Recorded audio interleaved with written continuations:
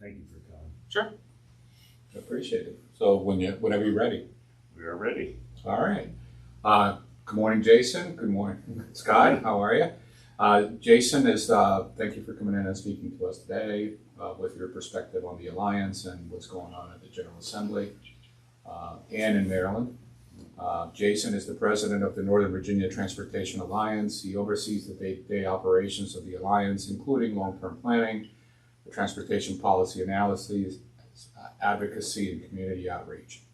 Before the Alliance, Jason spent 6 years in 7 legislative sessions as the chief of staff to a member from, I believe it was Arlington, right? Correct. During that time, he worked on numerous public policy issues, including multimodal transportation, small business, economic development, sustainable energy infrastructure, and housing affordability. Jason is focused on applying his experience in the Virginia General Assembly to unite regional stakeholders and prioritize key transportation projects that will keep our region moving forward for decades to come. Jason earned his bachelor's degree in political science from the University of California, Berkeley, where my daughter is currently attending. Yes. Good morning, Jason. Thank you, Jack, and thank you, Scott, for having me today. Happy to talk about, always talk about transportation issues in the region, and especially we're kind of hitting that post-COVID rebound, pretty much everywhere, and so give a kind of overview of, one, how our region is, planned to move for the next 20 years based on our current projections. Hey, Rob, is it possible to put your thing on mute for a little bit? You want me to There's a lot of background noise. Yeah, hang on. Okay, I'm on a phone call, guys. I'm in a shared room. Go ahead, sorry. I understood. So,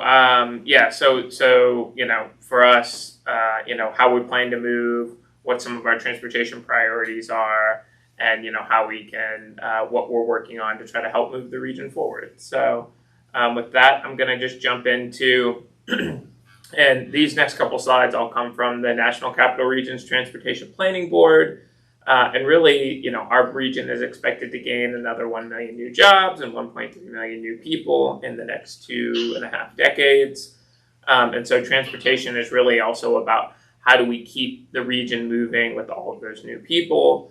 About 80% of the land use that is going to be on the ground in 20, 25 years is already on the ground today. So, when we talk about land use and land use changes, we're really kind of looking at that, 20% change as opposed to being able to change, everything around us. I just quickly on this, given the fact there seems to be a push to put in a lot more affordable housing, and what I see in some of the conversations I hear, that's converting. Some of that is converting non-residential uses into residential, which is going to change your transportation mixture. So, does that play into any of this? Not necessarily, because what they do when they come up and develop in the inputs for these models, they take a lot of the land use, plans and things like that are already on the books today. So, there are some zoning changes and other things that, will change as we continue to develop it. But part of the issue is, even though we expect to gain 1.3 million people, all of the land use plans that we have in the region, we don't know where those people are going to be, right? We'll take those numbers and say, okay, how do we find the housing for those people? But we're woefully behind in finding that housing in the first place. So again, there's, anytime you look out 20, 25 years, this is going to be some fuzziness in terms of what ends up happening and what doesn't. But I think it's important to kind of give that sense of, if we do gain this many people, if we do hit our metrics and our marks of based on current land use and current land use plans, this is where we would be. All comprehensive plan. Yeah, comprehensive plan, sorry. Exactly. So, and based on those...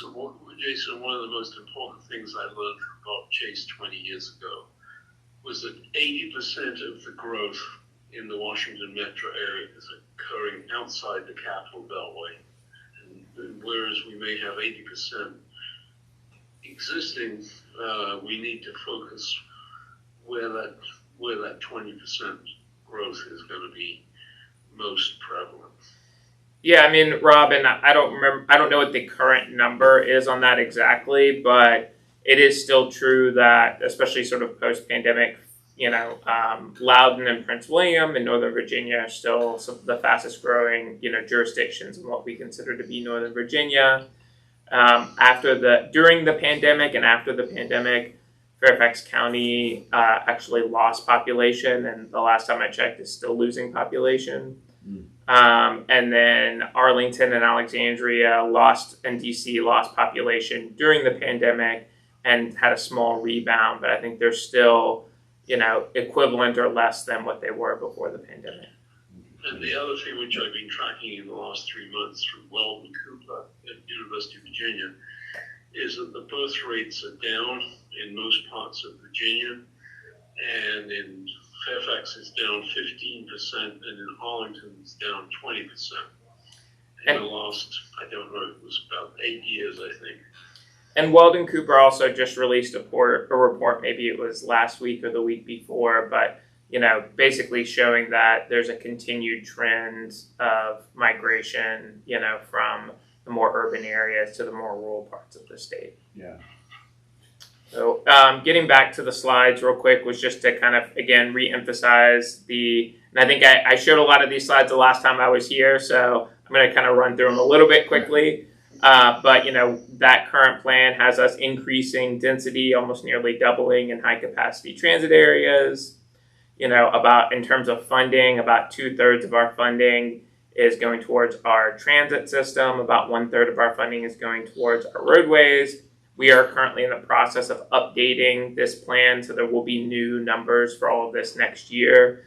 But it says $223 billion. That's because they're looking at 2045.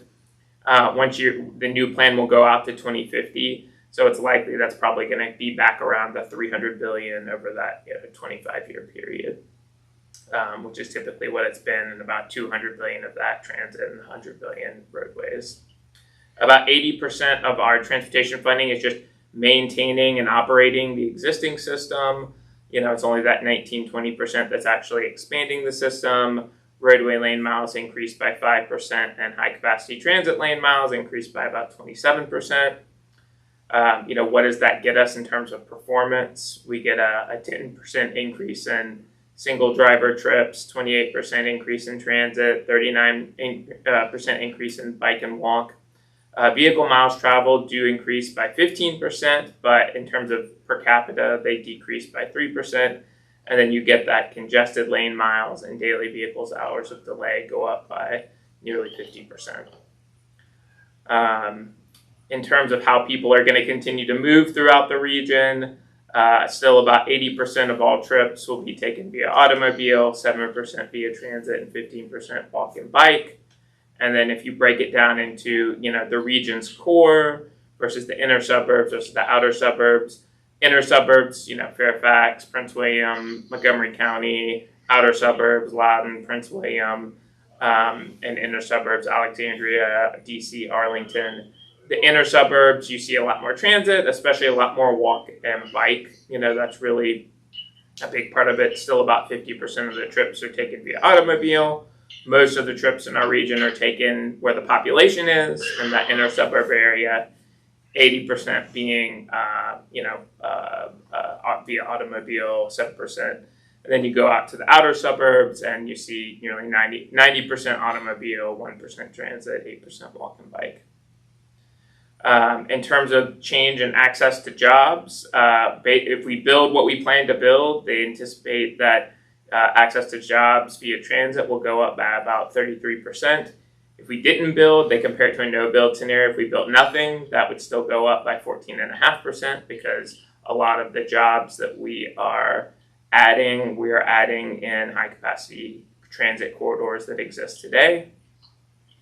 In terms of access to jobs via automobile, if we don't build what we currently plan to build, the access to jobs will go down nearly 10% than a 45-minute commute. If we build what we plan to build, it'll actually go up by 1%.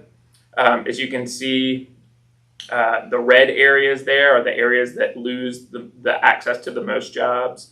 Most of that ends up being on the other side of the Beltway. I can tell you because we did, that there was this analysis was done in 2022. There was a plan that was completed in 2018.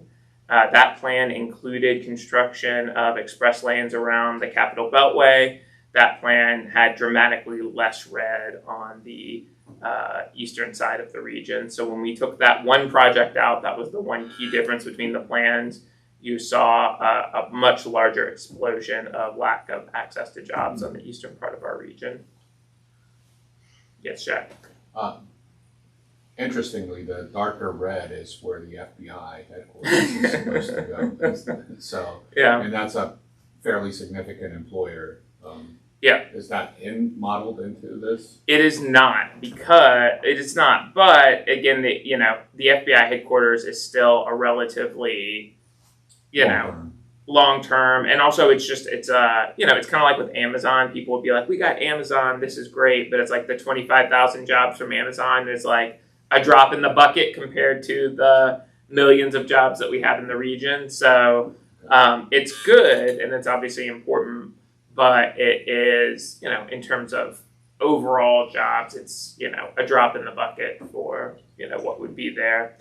But that being said, because there's already a number of FBI facilities and other things in other parts of the region, it would make a lot of sense to me to have an express lanes network that would go around that side of the Beltway, so that, if you're going to have a big job hub there, that you would want to make that connection for FBI agents who are going back and forth between various facilities. So, Jason, do you have a breakdown between job growth in the last 10 years between DC, Maryland suburbs, and Virginia suburbs?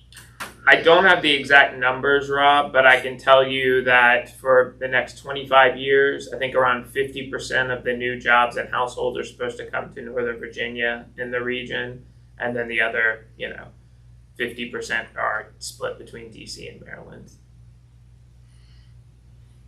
So, in terms of... Will job growth be at a rate higher than or lower than in the last 20? I didn't expect you to give me an answer. I'm just posing the question so that we have it on the table.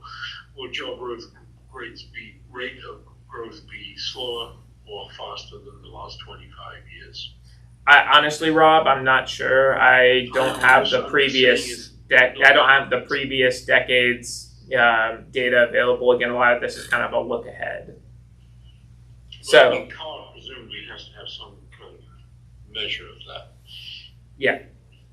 So, anyway, the Virginia's transportation recovery, as you can see here, this just goes through 2023, but you can see, state-supported Amtrak is up compared to before the pandemic.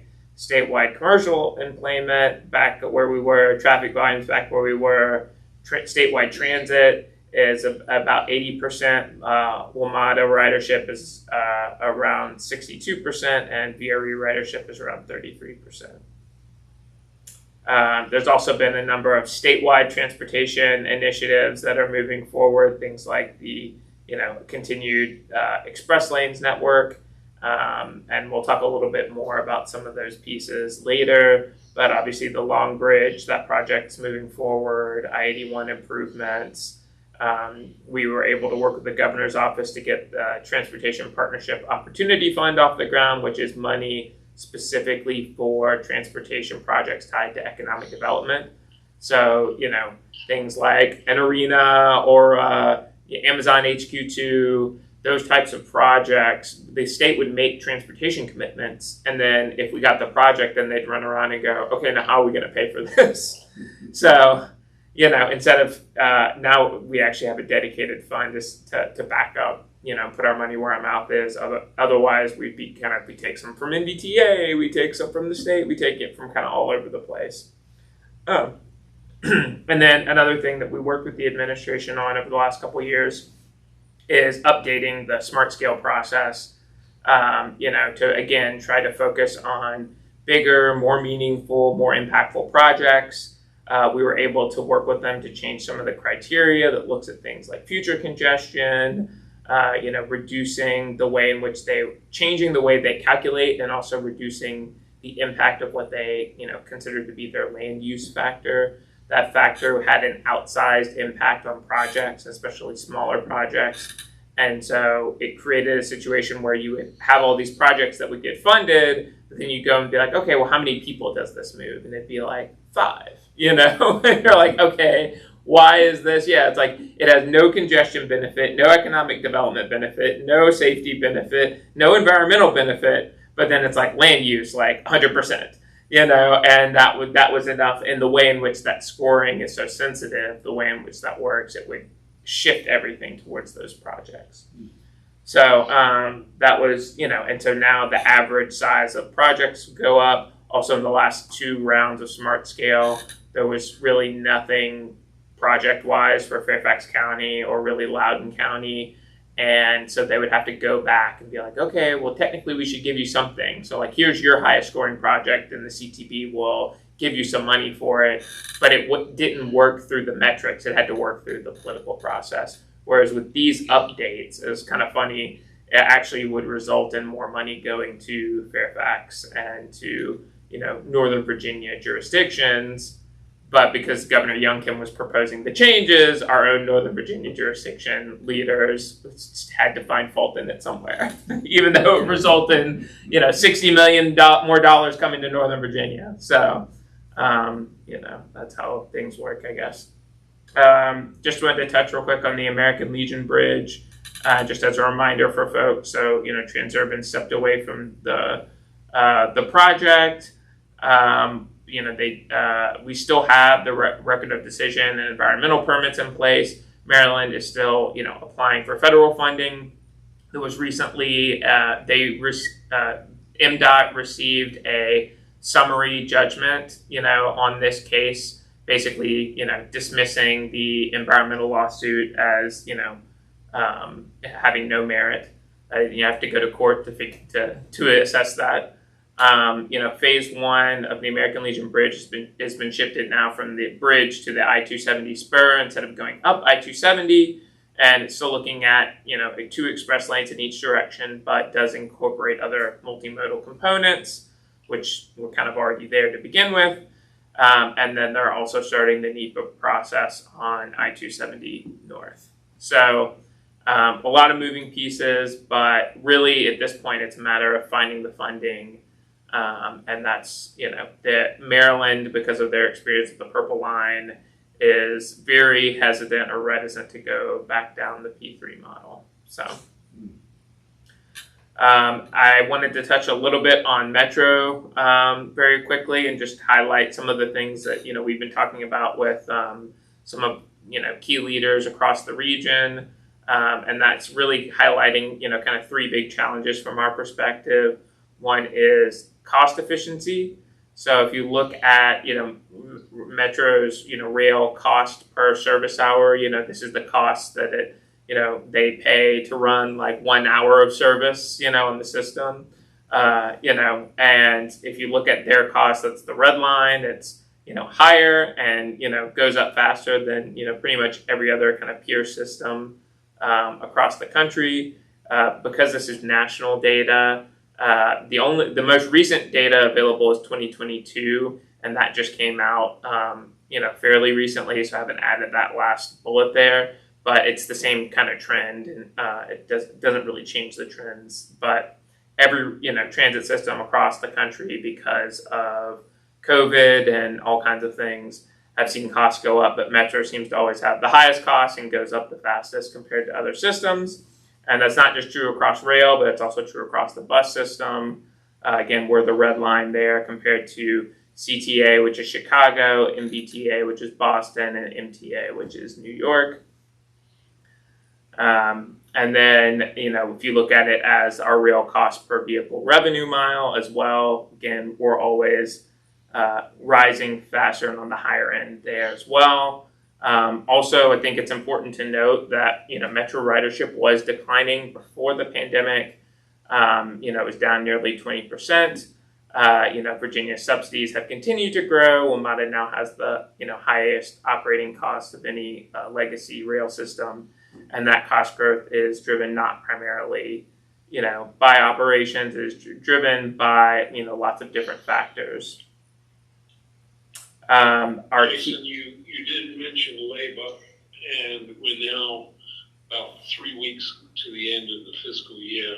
I've been asking repeatedly about the status of the negotiations with Local 689 of the ATU, and had no response at all. I've also wrote to the COG chairman, I've forgotten his name, who's in charge of what is called DMV, the new joint plan between the Council of Governments and the WMATA board, and despite email and phone calls, I have heard nothing. Are they doing anything? So the answer, are they doing anything? Yes, absolutely, Rob. The question is, are they going to talk with us about ongoing, negotiations over contracts with their workers while they're in the middle of those contract negotiations? The answer to that is they're going to be a hard no. They're not going to do that. So in the previous go-rounds with the previous boards, let's say 2019, at least some information was disclosed. This board has chosen to keep the public out of any knowledge of what's going on. Well, and part of that too, Rob, is that the public, at least they've made aware to say that they're putting forward a 0% wage increase for Metro employees for this year and possibly next year as well, and that's in the currently approved budget. So, I mean, in terms of the public, that's been their stated position. That's what they've said.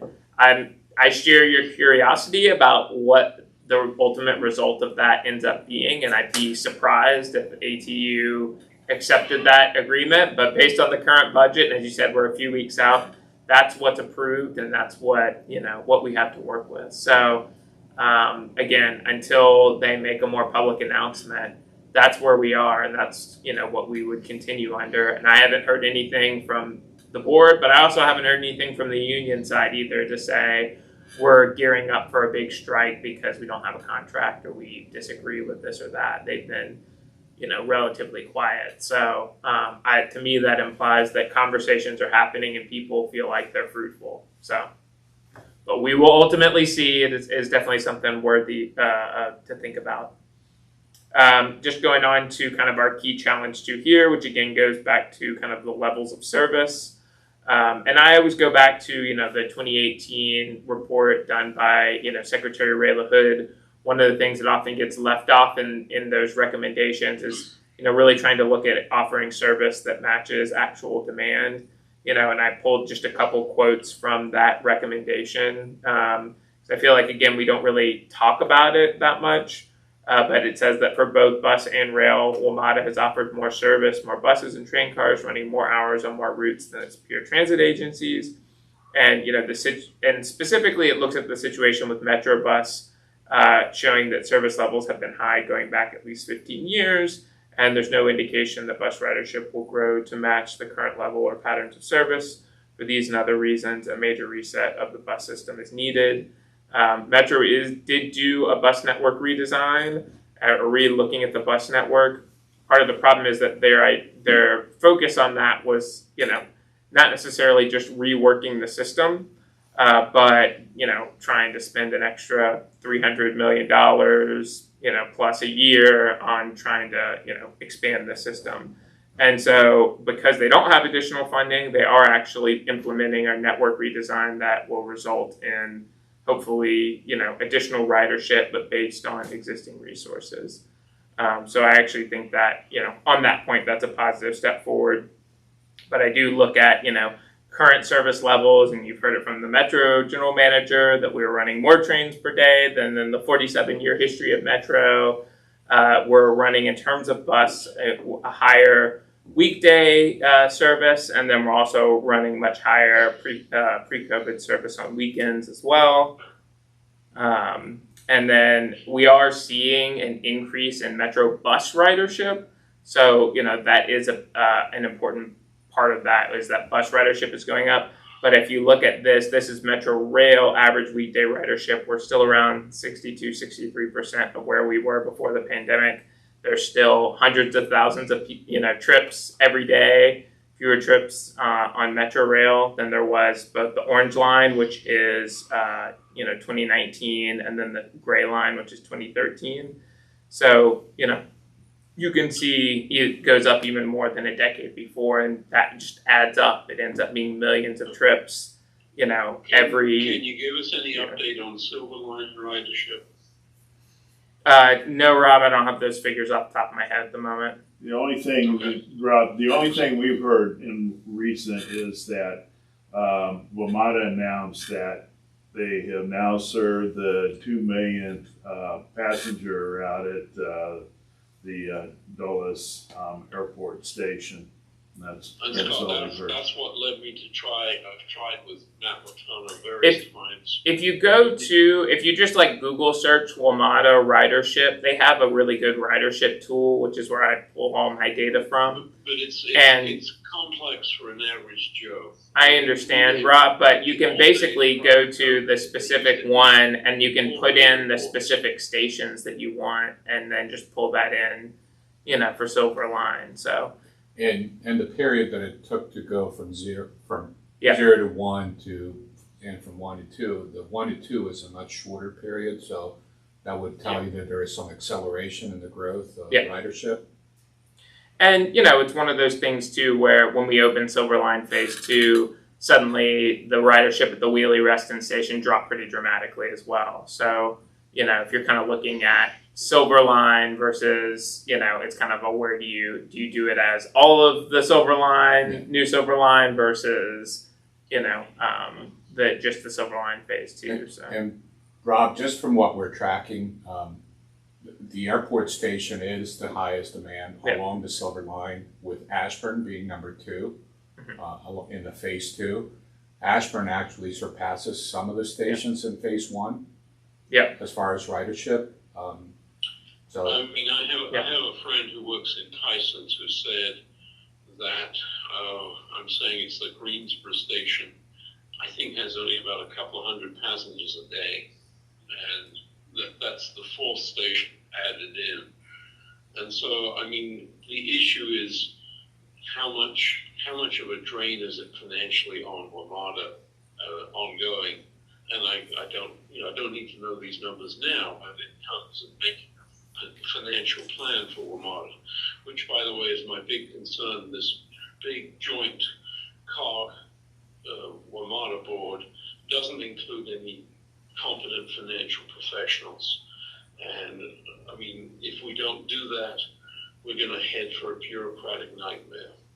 Yeah. Well, I hear what you're saying, Rob. I'm going to get to that meeting because they had a meeting yesterday and I was there. So I'm going to talk a little bit about that coming forward. So again, I can't remember the name of the guy who's the head of COG, but I wrote an email to him a week ago and I phoned him. I've had no response. What kind of a meeting was yesterday? It was a meeting of the task force, so it was the actual elected officials.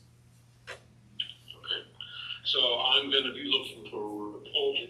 I'm sorry, I'm not blaming you. Thank you for letting me know that happened. So who's the individual in charge of the task force? So it's a joint effort between COG and Metro. There's no direct person in charge of it. I guess maybe Charles Allen as the COG chair, and then Paul Smedberg as the Metro chair.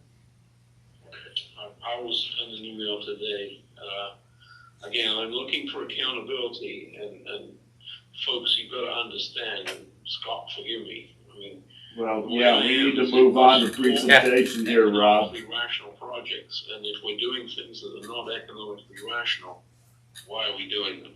So, I support the long-term growth of Dulles Airport and its environs, and there are things that we should be doing to support in the airport master plan that could add to ridership of the Silver Line. But I don't see any evidence that anybody, including the Committee for Dallas, has done anything to push or promote that.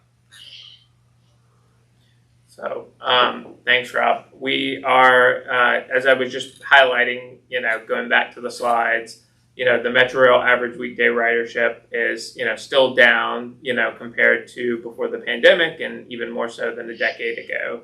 So, again, it's a question of, how do we win riders back? How does that, change? But also, what is going to be the full demand for that, moving forward? And, how does that inform our investment and growth decisions moving forward for the system and for the region? Just quickly, because I didn't, Yeah. and I apologize if you spoke this and I just missed it.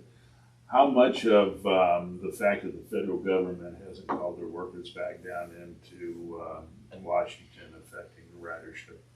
I mean, that's the big question. There's no doubt that it decreases ridership overall, but I think it's also important to keep in mind that, it's kind of telework broadly, right? Which is, if you look at when Metro looked at ridership, say, a decade ago, and they did a how do we grow ridership plan, where they were losing riders were what they called their super riders, the people who rode every day. Suddenly they start riding a few times a day.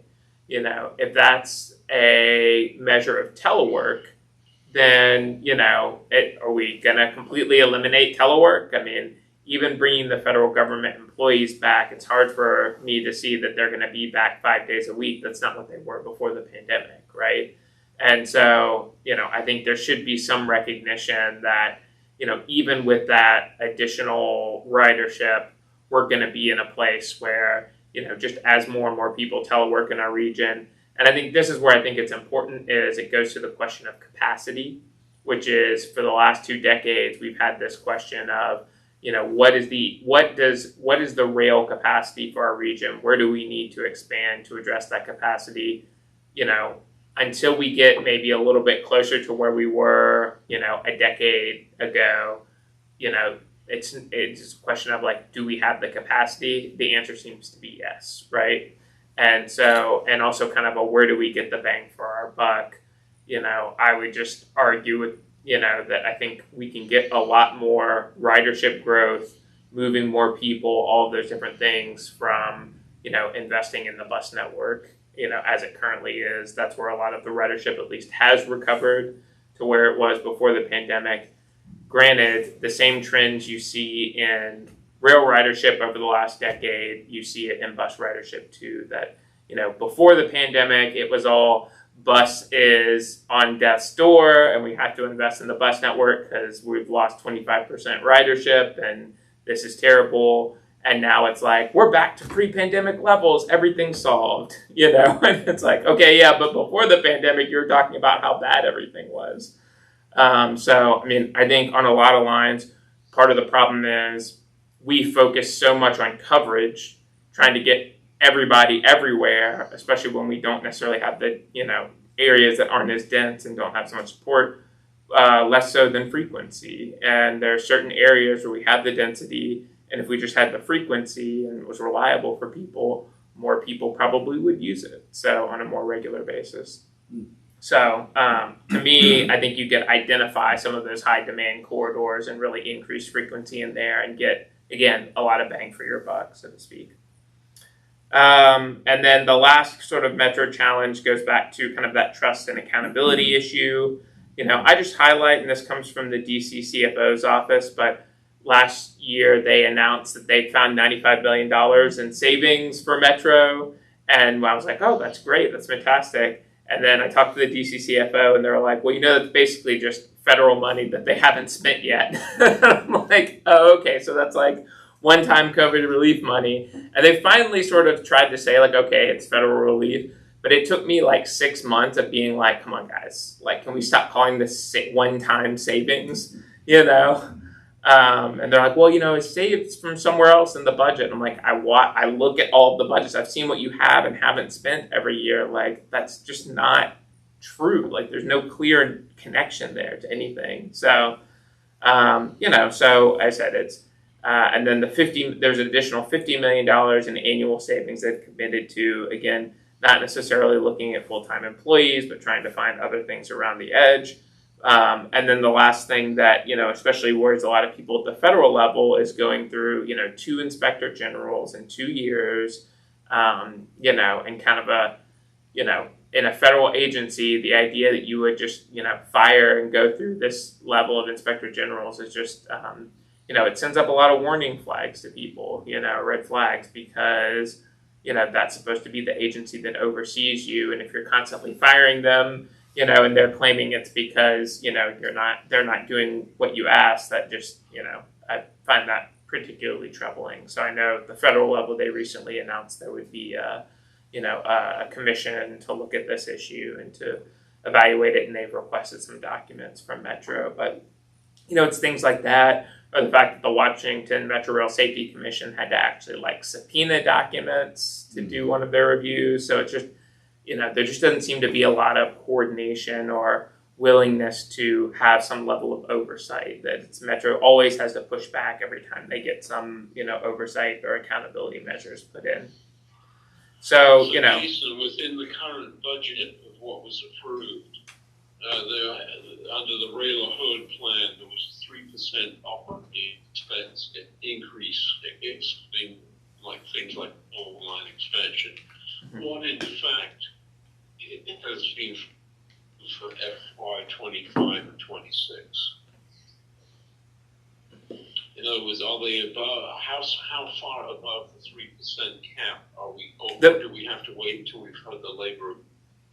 So the 3% cap is just on the local jurisdictional subsidies. So it's not actually on the budget. It's basically how much more are we willing to pay. I don't have the exact percentages in front of me, Rob, but, Virginia is, it's hundreds of millions of dollars ahead of, to close the gaps. So. And so, obviously I'd say we let it slide for this year. There's nothing I can do. But certainly in coming year for 26 and beyond, I don't know the status of the NBTC committee that, 28, I think, has gotten going yet. Yeah, so it hasn't gotten going yet, but I'm going to get to that later, Rob. You're jumping ahead a little bit. Okay. So, sorry, I thought you were on closing stages. Apologies. No worries. So Metro, as I was kind of going back through, and these are kind of our kind of top levels, but, making sure that operating costs are growing at a rate that is sustainable for our region, whether it's looking at jurisdictional revenue or economic, growth, continuing focus on, controlling costs to match peer agencies, optimizing our service to match demand, and strengthening the OIG's office, and having that level of oversight and accountability. In terms of the final General Assembly budget that was passed recently, there was about $144 million in emergency state funding. That's sort of the state portion of the funding, and it's being split, in half, 50-50 between local jurisdictions and state jurisdictions. We agreed to kind of reset that 3% cap baseline that Rob was talking about. And then also we created a kind of study subcommittee through SJ 28, Senator Evans' legislation, that continues the evaluation of Metro's costs and funding needs. One of the things that the Alliance did during the session was work to, improve that, commission or subcommittee. We made sure to add a business community representative on the technical working group, adding explicit evaluation of WMATA's revenue and cost growth, adding, a robust holistic evaluation of telework, land use impacts on ridership, long-term capital needs, capital project prioritization, Virginia share of subsidies with existing Metro Rail stations and bus lines, and governance and structural issues that keep leading to funding instability. And then also working to secure $500,000 for the subcommittee to be able to go get, consulting work that could help, support the evaluation of all of these different efforts. So I was appointed as the business community representative on the subcommittee just a couple weeks ago by the speaker. And then... Which subcommittee? HR 28? No, SJ28. SJ28. 28, sorry. Yeah. Sorry. And then I heard that Perry Delaney got some subcommittee created in the House. Is that something you know about? No, Rob. So that was recent. She told me about it a couple of months ago. So. I think she just got appointed to. I think she's appointed or has helped facilitate that on the House side. I know that she's a member of the SJ28 committee. Okay, so it's the SJ28. I mean, I know she said something too. So, yeah. Okay. And it's not just Metro, it looks at all Northern Virginia transit systems because, again, every transit system is struggling with lower ridership, higher cost funding issues. So we're trying to take a holistic approach that brings all of these different things to the table, so that we can really, in order to solve real problems, we need real answers and real data. So, I think that's going to coordinate with the COG effort, and that's what Rob was talking about is the DMV move. So that's COG's kind of joint effort. And it's a joint task force. The Virginia members are Scott Searable, Mark Sickles, Michael Sargent from the governor's office, Jeff McKay, and Phyllis Randall. And then also Paul Smedberg is a Metro, member or representative, but also Virginian. And then the group is actually being facilitated by Nick Donahue and some others. The one thing from the meeting yesterday that I thought I would highlight, and I guess this sort of goes to a point that Rob made earlier, and one that I made, they do allow public comment at these meetings, which we were talking a lot about, what do we want for the region? What do we want as a system? What does a world-class transit system look like? And all the different things we want and how we want to make it better and all of that. But there was a slide in the presentation that talked about what are the unmet, funding or capital needs for, the region's transit system. And you can see right here, DMV has at least $100 billion in unfunded transit capital needs through 2050. That includes $35 billion just for Metro's unfunded state of good repair and modernization needs. And then on the low end there, you've got $60 billion estimated range of regions unfunded projects through 2050 in terms of planned rail, BRT, commuter rail, capacity needs expansion. So what we're really talking about. Rob, Lamar's slide, COG slide. It's all together. It's all one thing. No, so but who's the author of the slide? Everybody. It's all one thing. It doesn't separate out between Metro and COG. Doesn't separate out. It's all those things.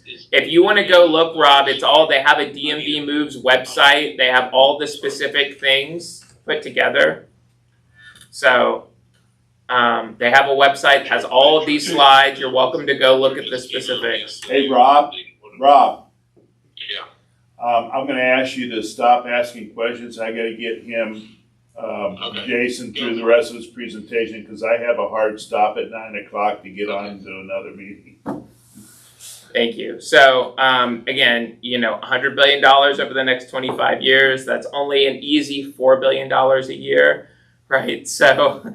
It's only the equivalent of like a 5-cent sales tax increase across the region dedicated to transit, or, $800 for every man, woman, and child in the DC region every year, right? So, I said, I look at this and I kind of sit back and think like, what are we doing here, right? Like, and really we talk, what is a need, what is not, what does financial sustainability look like? And we can't just have a situation where we look at it and say, well, if you just, index the sales tax and property taxes to inflation, that's going to, solve all the things that we need, and, it was brought up about financial experts, the DCCFO's office was there. I spoke with them some too, and I know they're providing, some support and expertise for this.